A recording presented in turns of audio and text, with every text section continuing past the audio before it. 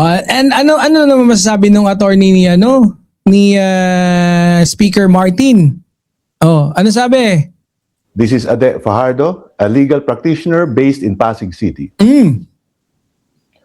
The allegations aired in the Senate are logically and physically impossible. Curly Discaya testified under oath that he has never entered South Forbes Park. Ang galing no? Ang galing talaga nung yung churi ko dyan. Ayoko lang kasing ikwento yan. Ano ba si Boss James? Di ba? Shoot, di ba?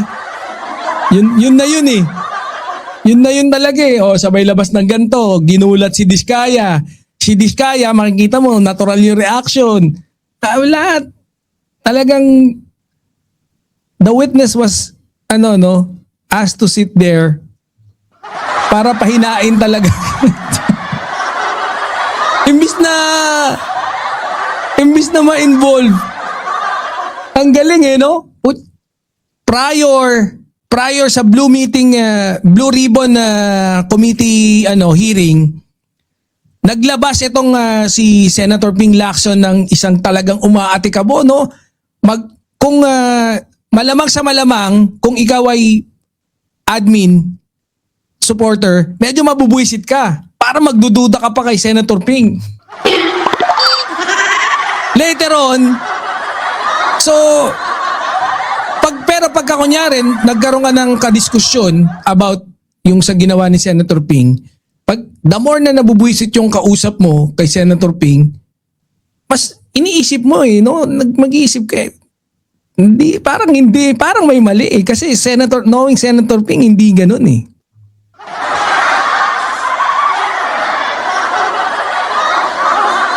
Alam nyo yun? So, ako lang, ang ko dyan, we were mind conditioned to think na eto na yung link. 'Di ba? Eto yung link ng kay Speaker Martin. And then bam!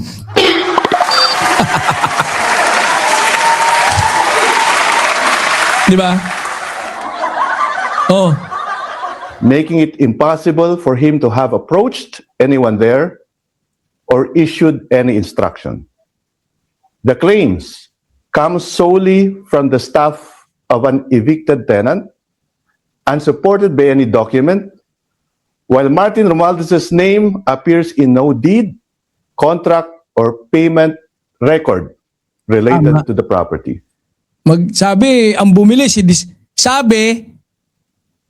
hindi naman, so sabi-sabi lang din naman yun. Hindi ko alam kung nag-circulate, and I can't remember if it was Senator Lacson who said or who mentioned na ang pagkakasabi niya is parang on behalf of Speaker Martin, ang bumili is si Discaya. Which is, on the other hand, iba yung pagkakasabi naman ng witness. 'Di ba? So ang pinakamagandang dyan, yung sinasabi nilang yung isa, yung talagang boss ng dalawang babae. 'Di ba? There is no evidence. Only hearsay and possibly perjured statements, and therefore nothing to answer. Sabi, kawkawin nyo sa kanal. Good afternoon.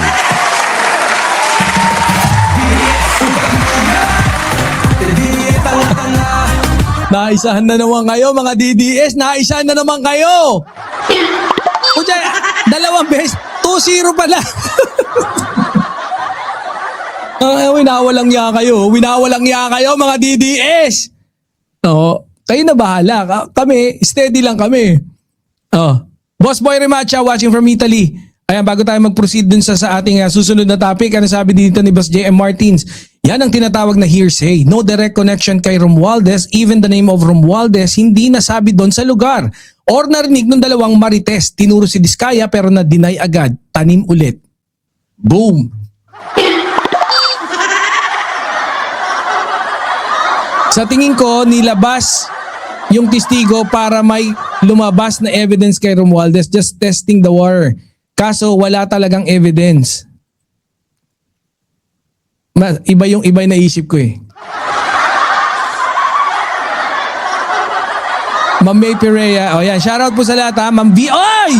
Ma'am BMB Lucy, shoutout. Ma'am May Perea. At sa mga bagong dating, Boss J.M. Martins. Sino pa? Oy, Ma'am Irene Lepo Eporad. Irene. Bida-bida. Ma'am Irene Padron. Boss Flaco Ryan Quilieza. Shoutout po sa inyong lahat. Welcome, welcome dito sa ating palatuntunan, no, na pinamagatang Mayor Bico, the very, very good governance. Pumunta na po tayo sa ating susunod na talakayin at syempre, no, nagbatian naman. Si Ma'am Miyu pala, nandyan, no, Ma'am Miyu ha, pasilip-silip ka na lang ha. Ma'am Annalyn, shoutout. Oh. Ano yung susunod nating topic? Asa ba? Wait nga, kailangan may kodigo ako eh. Kasi sinunod-sunod ko kanina, kaso wala na akong tiwala. wala na akong tiwala sa sarili ko kung tama ba yung pagkakasunod-sunod ko. Ganun talaga eh. Nagulo eh. Nung nagulo, wala na.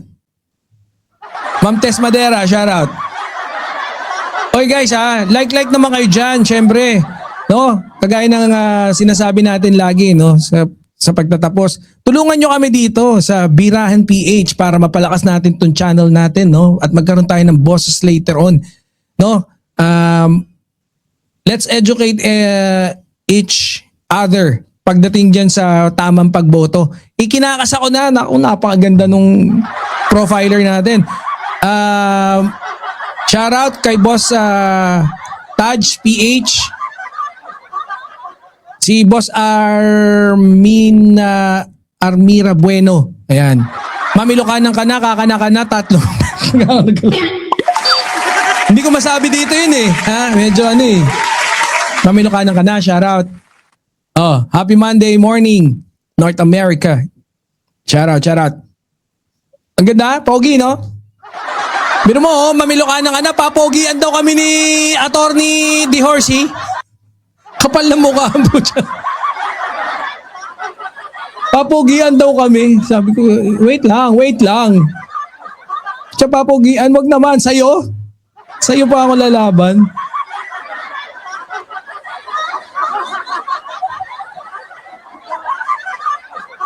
Asan na yung sumunod? Okay. Magkakasunod pala yun. Bakit?